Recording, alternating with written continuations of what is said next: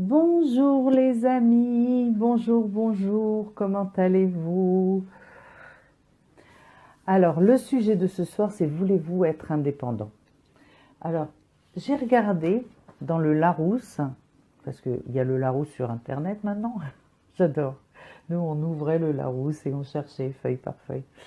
Définition de l'indépendance. Alors, l'indépendance est un état de quelqu'un qui n'est pas tributaire de personne sur le plan matériel, moral et intellectuel. Est-ce que vous êtes indépendant ou est-ce que vous ne l'êtes pas? D'accord?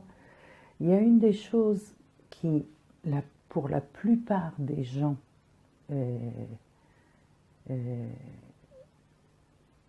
que la plupart des gens vivent, c'est le sentiment de manque de liberté. D'accord? Et en réalité, ça se traduit par un manque d'indépendance. D'accord? On le ressent souvent au bout d'un moment quand on est dans un couple avec quelqu'un, parce que l'autre personne n'a pas la même éducation, ne voit pas les choses de la même façon. Et donc on va devoir commencer à gérer ce genre de choses. Et le fait de devoir faire face à ce genre de choses fait qu'on se sent beaucoup moins indépendant, on sent qu'on perd notre liberté.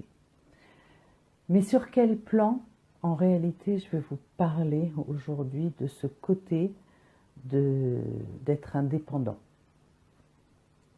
Je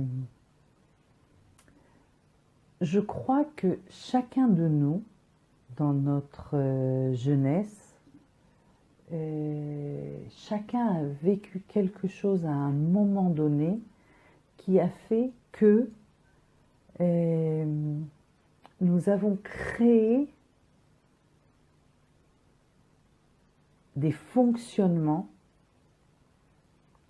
des cadres, des émotions qui nous rendent dépendants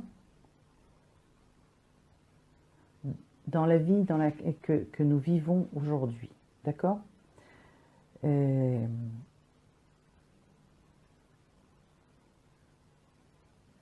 Certains,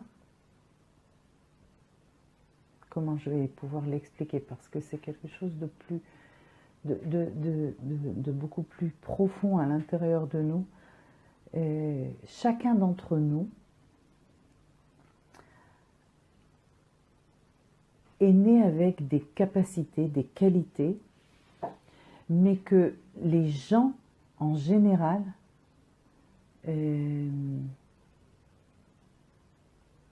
voient, ressentent, mais ne voient pas cela comme forcément des qualités extraordinaires pour avancer dans la vie.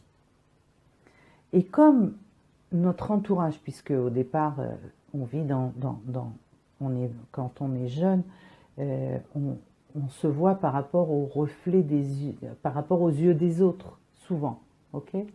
Les parents, les amis, les copains, etc., l'entourage. Et souvent, ces gens-là ne parlent pas de ces qualités que nous avons et mettent beaucoup plus l'attention sur le faire. Okay? Faire quelque chose. Si tu sais étudier, si tu sais faire les choses, si tu sais, par rapport à leur propre monde, par rapport à leur propre monde à eux. Et ce qui se passe, c'est que pour la plupart des cas, quand on n'arrive pas à comprendre dès notre plus jeune âge quelles sont ses qualités, qu'est-ce qu'on peut faire avec, qui est dans la plupart des cas, en réalité, on va essayer de créer des choses pour que les gens soient satisfaits de nous. Et on va créer des dépendances. D'accord? Ça, c'est une des dépendances. Une des genres des dépendances. Et c'est une des... Parce que du moment où on voit le sourire, quand on est jeune, sur le visage de l'autre, eh bien, nous, on se sent grandi. Et quand on se sent grandi, on va recréer encore et encore ce même comportement. d'accord? Mais en réalité, c'est par rapport aux yeux de l'autre personne et pas par rapport à qui vous êtes réellement. Par rapport à ce que lui, il aime et par rapport à ce que lui, il voit et il croit de la vie. Ce qu'il pense de la vie et comment elle doit être. Mais est-ce que ça vous convient forcément? Pas forcément. Ok? Par exemple, si à chaque fois que vous avez une bonne note à l'école, vos parents sont super heureux, ok? Et ils vous le montrent et ils vous disent oh là là, c'est très bien que tu réussisses, tu es vraiment très bien, je suis fière de toi. Mais si vous, votre plaisir, par exemple, si vous êtes quelqu'un qui aime cuisiner, qui aime faire des choses avec les mains, ok, qui aime cuisiner, mais pour eux, ça, c'est pas un métier. Mais à chaque fois que vous allez avoir une bonne note dans d'autres choses, c'est-à-dire dans les maths, dans la physique, dans le français, dans l'anglais, etc., etc., ils vont vous dire que c'est super, ils vont être contents. Vous allez vouloir tout le temps recommencer ça. Ok, alors je dis pas que c'est mauvais, mais je dis que en réalité, beaucoup de gens passent à côté de qui ils sont parce qu'ils sont dépendants des réactions des autres. D'accord? Alors on va se faire, on va se faire, on va se créer des fonctionnements pour que on arrive à, à ressentir qu'on existe. Parce que en réalité, ça veut dire quoi quand on est dépendant? On existe dans les yeux des autres. Et en fin de compte, on se sent soi-disant exister, mais en réalité, on n'existe pas réellement, puisque c'est que dans les, c'est illusoire, puisque c'est dans les yeux des autres, et c'est pas dans nos yeux à nous, d'accord? Et souvent, ces gamins qui, eux, qui n'arrivent pas parce que tout le monde n'a pas les capacités d'être, si par exemple on est bon manuellement, on n'a pas toujours les capacités pour être bon à l'école. Ce qui se passe, c'est on va décevoir notre entourage, on va pouvoir le décevoir. Euh, et si on ne se connaît pas et nos parents ne mettent pas, ne nous disent pas, voilà, toi tu es bon là-dedans et tu peux réussir, etc., etc., on va oublier nos capacités, c'est-à-dire nos forces, et on va se perdre.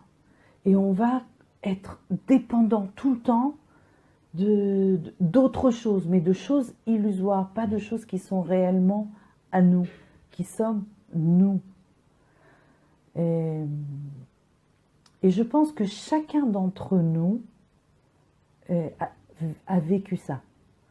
Alors il y en a, c'est par rapport à leur grande capacité, il y en a par rapport à des blessures qu'ils ont vécues, où ils ont pris une décision. Par exemple, je connais une cliente qui a décidé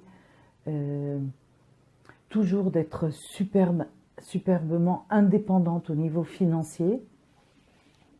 Tout ça parce que son père avait fait faillite et que pour elle, il n'était absolument pas question de vivre ce qu'elle a vécu quand elle était jeune et qu'elle avait 8 ans. D'accord? Mais être indépendante comme elle le fait au niveau financier, alors elle est indépendante, hein, elle a sa boîte, elle a les moyens au niveau financier, elle part en vacances, des super vacances tous les ans, machin, ses enfants ils manquent de rien, mais c'est une dépendance. Pourquoi? Parce qu'elle est obligée de vivre cette indépendance financière qui lui donne soi-disant une indépendance pour ne pas se... Est-ce que vous comprenez? Pour ne pas se sentir dépendante de quelque chose, mais en réalité, elle est dépendante de cette indépendance. Ça y est, vous comprenez ce que je veux dire? Ok? Et on a tous des fonctionnements comme ça. ce qui paraît soi-disant indépendant n'est pas forcément, ne parle pas forcément indépendance. Pour parler indépendance réellement, vous savez que je prône évidemment l'atelier que je propose. Mais dans cet atelier, je propose une unification pour que nous puissions parler à toutes nos parties, mais c'est un travail de nettoyage réellement de tout ce qu'on appelle dépendance. Et c'est quoi ces dépendances? C'est nos angoisses, c'est nos peurs, c'est nos cadres, nos fonctionnements. J'en ai fait un papier pour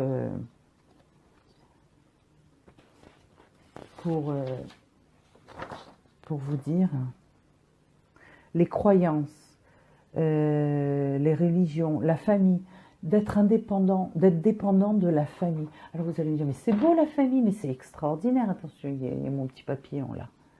C'est extraordinaire. Mais bien sûr que c'est extraordinaire la famille. Mais ça ne veut pas dire que vous devez être dépendant de la famille. Ça veut dire que vous voulez profiter de la famille, vous voulez être ensemble, mais en profitant. C'est pas une dépendance. D'accord ? Et nettoyage des systèmes, des cadres, des modes de fonctionnement. Et connexion, après, c'est se connecter à l'univers et travailler avec l'univers. Mais ce qui est extrêmement important, c'est que tout ce que je viens de dire, on l'a créé à partir d'une douleur profonde à nous, parce qu'on ne se connaissait pas assez bien. Alors on ne peut pas accuser les parents, la société, etc., etc., parce que les parents, la société, etc., ils ne savaient pas, d'abord. On leur a jamais appris, d'accord ? D'un autre côté, on est venu pour faire un travail sur nous-mêmes.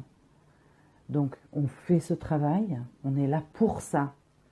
Il faut comprendre qu'en réalité, nous sommes là en tant que conscience, dans le corps d'une personne, pour se connaître de plus en plus, pour être en conscience et pour avancer. C'est pour ça qu'on est venu dans ce corps. Donc, il faut comprendre comment ça fonctionne, mais du moment où on n'en était pas conscient, c'est pour ça qu'on est venu, on n'est pas conscient de qui nous sommes, nous créons des fonctionnements et à un moment, nous venons et nous les nettoyons pour redevenir ce que nous étions à la base quand nous avons, juste avant de créer ces fonctionnements. Mais par contre, en faisant toute une boucle, en se reconnectant à nous, en se connaissant de plus en plus, en s'aimant de plus en plus, en se respectant de plus en plus.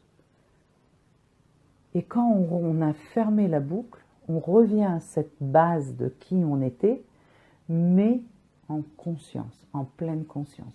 Je vais vous faire un petit schéma, ça va être plus simple. Attendez, je vais prendre... Où est mon stylo? Est-ce qu'il y a un stylo ici? Voilà. Mon fameux stylo. Quand on est gamin, d'accord, on est là. On va dire on est pur. D'accord? Pur, j'appelle ça pur, c'est-à-dire on est sans les fonctionnements, sans les etc., etc. D'accord? On est là, on vit quelque chose. Alors, on peut vivre une tragédie comme cette femme qui a vécu, par exemple, le désastre financier de son papa, d'accord? Mais on peut vivre autre chose, par exemple, ne pas savoir qui nous sommes et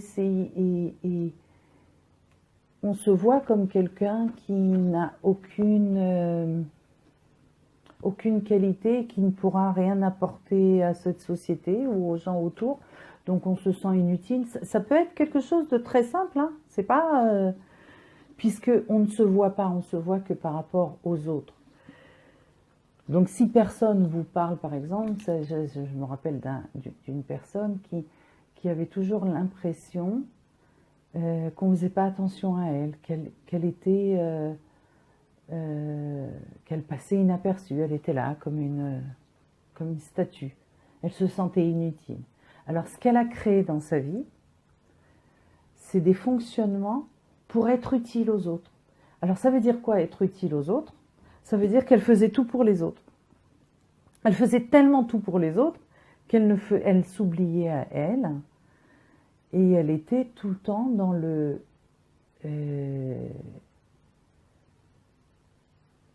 schéma je fais pour les autres, comme ça ils réagissent par rapport à moi, et donc puisqu'ils réagissent par rapport à moi, j'existe. Donc, vous voyez la dépendance? Donc il a fallu travailler d'abord pour enlever tous ces fonctionnements qu'elle avait créés à l'intérieur d'elle pour être tout le temps utile aux autres. Ok, donc elle a dû se retrouver en face d'elle-même. C'est pas facile. Mais tout ça, tout ce qu'elle a vécu, c'est tout simplement parce qu'elle se sentait inutile. D'accord? Donc mais elle n'a pas vécu de drame forcément. On n'a pas tous forcément vécu des drames, mais on a tous vécu quelque chose qui a fait qu'on a créé ces dépendances-là. D'accord? Donc on est là, à cet endroit-là, et on va créer des fonctionnements, des émotions, etc., des dépendances, ce que moi j'appelle des dépendances, tout ça, ok? Et à un moment, on va se retrouver et on va dire, non mais attends, je veux vivre autre chose. Donc on va commencer à faire un travail de nettoyage, ok, de ces dépendances-là.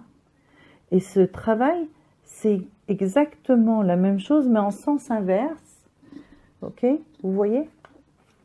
En sens inverse, j'aurais pu le faire même dessus, mais en sens inverse pour vous montrer un cercle, jusqu'à ce qu'on revienne ici. C'est-à-dire, on nettoie tout ce qu'il y avait ici, on le nettoie pour arriver au même point où on était au départ.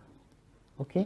Mais quand on nettoie, on travaille sur nous, et sur le chemin, on apprend à s'aimer, on apprend à se regarder, on apprend à s'estimer, on apprend nos forces, etc., etc. Il y a tellement de sujets sur lesquels on se regarde, on s'observe, on commence à prendre conscience de qui nous sommes, etc., en nettoyant tout ça.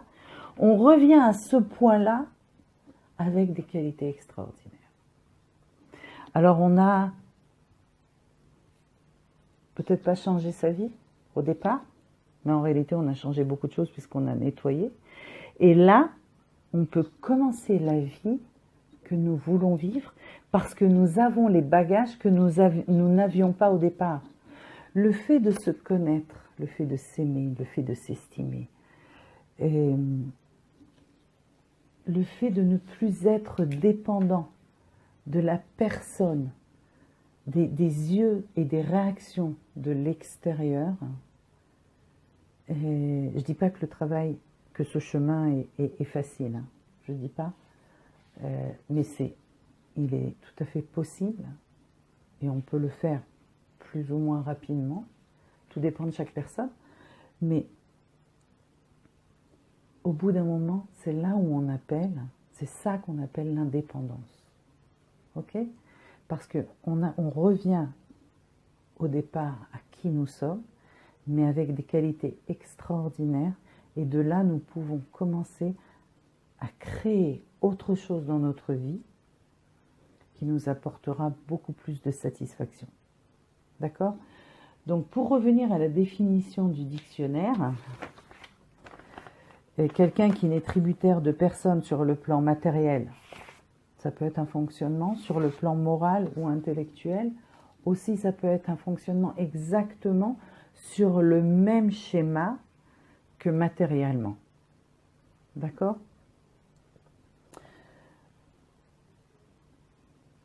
Pourquoi tous ces lives, toutes ces vidéos? Pour vous amener à vous poser la question, qu'est-ce que vous voulez dans votre vie changer? Qu'est-ce que vous voulez qui arrive? Tous ces lives et toutes ces choses-là. Alors les gens parlent de bien-être, c'est vrai. C'est vrai, le but du jeu en réalité, si on regarde au bout du trajet, c'est se sentir bien. Évidemment, c'est se sentir bien. Mais il faut aussi comprendre le chemin. Et si on ne comprend pas le chemin, parce que même sur le chemin, on reçoit des trophées. À chaque fois que vous allez comprendre quelque chose, à chaque fois que vous allez nettoyer un fonctionnement, même s'il est difficile à nettoyer au départ, vous allez prendre une grande respiration, mais vous allez être libéré. D'accord? Et j'essaye de vous faire comprendre que ce chemin est le chemin vers vous-même. On ne peut être heureux dans cette vie si vous n'êtes pas vous-même. Être dépendant du regard des autres ne peut vous apporter votre... Ça peut vous apporter un bonheur, mais d'un instant. Par contre, quand vous êtes avec vous-même et que vous êtes satisfait et entier envers vous-même, personne, même s'il y a des moments difficiles, personne ne peut vous enlever ça. Personne. Je vais faire une séance énergétique que je vais mettre sur le site, juste pour vous, juste pour celui qui veut participer, qui veut la faire, et je mettrai le lien en dessous de ce live. Envoyez-moi des sujets, ça me fera très plaisir de les développer. Alors je vous fais des gros bisous. Ciao, ciao. Bye bye tout le monde, ça m'a fait plaisir de vous voir aujourd'hui.